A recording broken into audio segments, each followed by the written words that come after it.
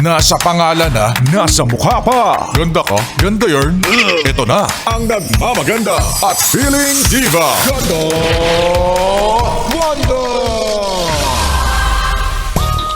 Yes, Bren! Alam mo ba na ayon sa mga eksperto, mas mababawasan ang iyong inis kung babawasan mo rin ang pagtingin mo sa salamin.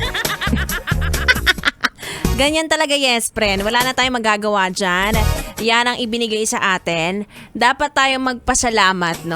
Kahit hindi tayo kasing ganda ni Angel Locsin, ni Marian Rivera, at least may mukha pa rin. Yan ang yan ang ipagpasalamat mo. Well, anyway, magandang gabi. It's me.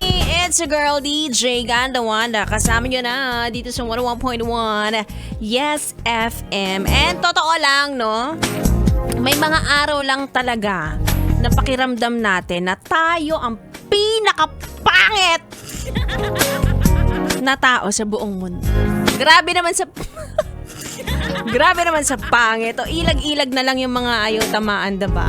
Pero okay lang yon, wag mo lang araw-arawin. May mga oras talaga na parang tayo, bad hair day, mga ganyan. Parang hindi natin feel ang ating mga sarili, diba? Parang hindi ako feeling artista ngayong araw na ito, Diba? Wag lang araw-arawin.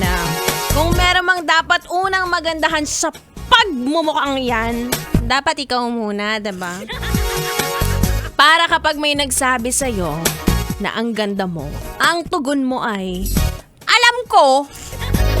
Ganon. Iba ang confidence level kapag alam mo sa sarili mo na maganda ka at di mo kailangan ng validation ng iba.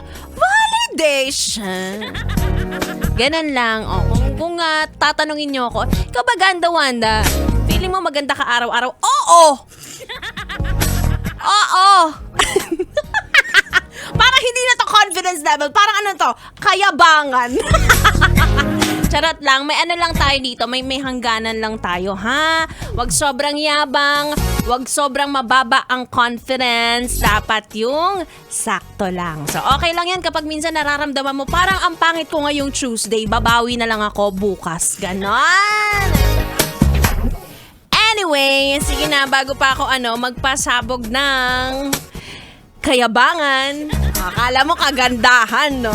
Tuloy muna natin ang ating tugtugan. Again, kasama niyo ako, Ganda Wanda. Hanggang alas 9 ng gabi dito lang sa stasyong number 1 sa kalokohan at kagandahan. Ay, boy na idagdag. Dito lang yan sa 101.1 Yes FM. Yes FM! 101.1 Yes FM.